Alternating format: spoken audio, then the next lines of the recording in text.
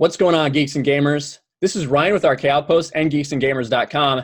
And today I have with me a special guest, another member of Geeks and Gamers. You may know him. If not, I'll let him introduce himself. But this is Mike S. Miller. Mike, how's it going, brother? It's going very well, Ryan. What's going on? How's the weather 20 miles away? Probably about the same as it is there. Seeming like way too hot for San Diego, but I can't. Yeah, I was contemplating being like, hey, we should just get together and do this on one video, but then I'm like, man, it's traffic time. Yeah, yeah, exactly. But yeah, so if you guys don't know Mike, which I'm not sure why you wouldn't, but he has a very unique history. He's a great comic artist for DC Comics, and he's also done things for Game of Thrones, for George R. R. Martin. But Mike, why don't you tell us what got you into doing independent comics? Well, I guess I should have introduced, 27 years in the industry and all that, blah, blah, blah. But what got me into doing independent comics is, honestly, it's kind of weird. I had my own company about 10, 12 years ago called Alias Enterprises, and I did a lot of my own projects there, although I mostly just wrote them. And then that sort of kind of just ended in failure or whatever. But so I've always been developing stuff, but I never really had the faith to step out and publish again. I had a business model. I was like, okay, I wrote an entire white paper on how you could create a successful comic book company with long-term goals, short-term goals, media, other stuff. And but I was like, this is going to take some deep pockets to actually get started. And so I partnered up with somebody, and we were actually talking to some very deep pocket people, but nothing ever kind of worked out. And then oddly, that alt hero comic, that Box Day thing, came out, and it did like $250,000. I didn't at the time really notice that there were a lot of people throwing like tens of thousands of dollars, so it might have been a little fishy, but it was like, wow, what's going on here? There's people making all kinds of money. And then your boy Zach, Richard C. Meyer, he does this campaign. He's on YouTube. He does this campaign. It blows up, and then subsequently other people were doing books, and I was just like, wow, this is a legitimate, viable model for launching campaigns and whatnot. And so, that's I had always planned on using crowdfunding as part of the business model, right? That was in my white paper, because a friend of mine does crowdfunding for a living. He's been doing it for years. He does about $500,000, $600,000 every time he does something. And I'm like, okay, this is definitely a viable part of a business, but it's really become the majority of the business at this point. At some point, I do want to bring in the rest of the business plan, go into stores, go into bookstores, have cheaper individual issues and all that stuff. But right now, this is sort of a funding level area, and crowdfunding is just the place to be. Yeah, absolutely. And so you've run several really successful campaigns on Indiegogo, one being Lonestar, Heart of the Hero, which, full disclosure, I do have right here. You're not. But recently, as in today, you tried to put up a campaign on Kickstarter, and you were deplatformed by Kickstarter. It was last week. I got approved to be on Kickstarter. I put up, it was going to be Heart of the Hero. It was going to be a second printing with new back matter material, all new covers. Kickstarter sends me a letter. They're like, everything looks good. We can't wait to go see it go live. They're all excited. And then I did a foolish thing, and I uploaded preview pages. And the preview pages, you could probably flip through them in the book. It's Lonestar fighting sort of an illegal alien gang covered in tattoos. In the book, they're called Banda de la Muerte, which means gang of death, or of the death. I'm not really good at Spanish. But suddenly, after I uploaded those pages, I got another letter from Kickstarter telling me, we appreciate your interest in creating something with and for Kickstarter community. However, after careful review, we've determined that your project cannot be approved for launch. And so I'll just go into this. What happened was they sent me the terms of use and the rules. And so I went through them with a very, very fine-tooth comb, like a lice comb. So fine this comb was, making sure that nothing I had on there was within 6 inches of breaking any rules. And because you can only resubmit one time, Okay. right? You can't keep going back, changing stuff and trying to Game the system basically in their minds. Right. You can resubmit one time. So I did absolutely everything. I am in 100% compliance. And then they get back to me. And I even took down the gang fight, because I'm like, maybe they are a little left leaning, so they might have some sympathies towards MS-13 or whatever. And I resubmitted it, and they said, thanks for sharing your project with us. We've carefully reviewed it against our rules, and we're unable to approve it to launch. As a public benefit corporation committed to fighting inequality and creating a more equitable world, Kickstarter does not allow discrimination, subjugation, or intolerance towards marginalized groups. This decision is non-negotiable. We appreciate your understanding. Regards, Kickstarter, trust, and safety. So I mean, it's pretty cut and dry here. They're defending some illegal alien gang. I don't want to call them MS-13 because we live in San Diego and I don't want them to come after me. But Didn't even think about that, but yeah. And that's the thing. The first thing I thought when I saw the tweet that you posted and that it was about that fight scene, because since I've read the book, I knew that you had other, another Latino member who's a hero in your story. Yeah, Hothead. Yeah, Hothead is. Yeah, Hothead is part of your, Unknown Soldiers group. Like, he's one of the heroes of this book. So right. it was just crazy to me that they decided to pick out that one scene. I'm sure if it had been white people getting up or getting beat up, I don't think they would have had as much of a problem with it. Yeah, throw a few swastikas on there. I'm sure they would have been like, "Oh, this is great." They would have put that on the front page, I would imagine. But yeah. But I've heard these kind of things about Kickstarter specifically before, and a lot of the independent comics that I've seen crowdfunded have been through Indiegogo. Specifically with, you talked about Richard C. Meyer a little bit. He tried to put Jawbreakers up on Kickstarter and they would not let him. That's right. So what made you decide to kind of try to go the Kickstarter route? Well, as I said, my friend who does crowdfunding, like that I learned all this stuff from, he's been on Kickstarter. He does Indiegogo too, but he does it as a secondary market because you have to be exclusive on Kickstarter and then you can put stuff up on Indiegogo. In fact, he had a friend who put something up on Kickstarter, and on the very second to last day, he had made, I think, $100,000. And on the second to the last day of his campaign, he put what he was offering on Kickstarter on his own website for sale, and Kickstarter canceled his campaign. Wow. He lost $100,000 because it wasn't exclusive to Kickstarter.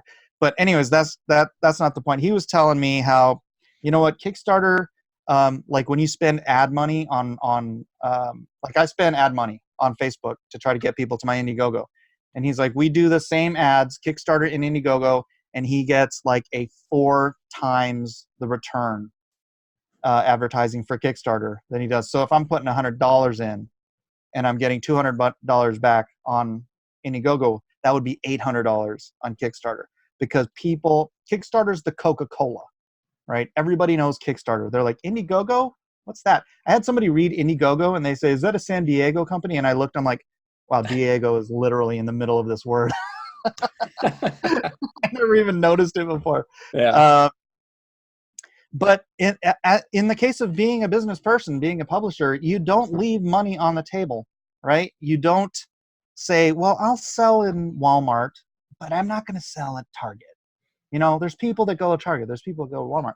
It's 2 different markets. And Kickstarter has 7 times more comics buyers than Indiegogo does. So it would be foolish not to take that chance if it's possible. Now, I understood the Richard C. Meyer thing, and I also understood that Richard Meyer at the time was deeply, deeply embroiled with a lot of controversy surrounding some things he said on a private video, which never should have been released. But, some douchebag decided to release the private video.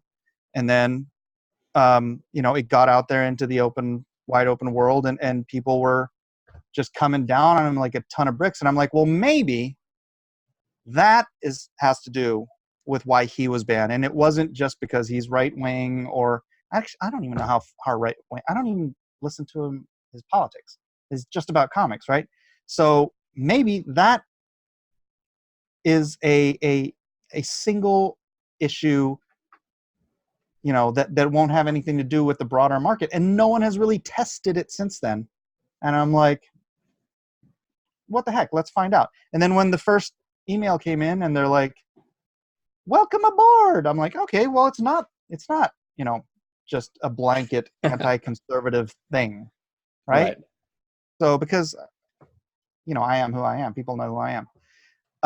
But I'm probably on a blacklist now. But that's why I did it, because it's like, well, no one else has tested this. This theory, this is the scientific method. If you have a theory, test it, do the same thing twice. If it happens again, then you've proven your theory. Well, now the theory's proven, but before it wasn't, because nobody else had tried.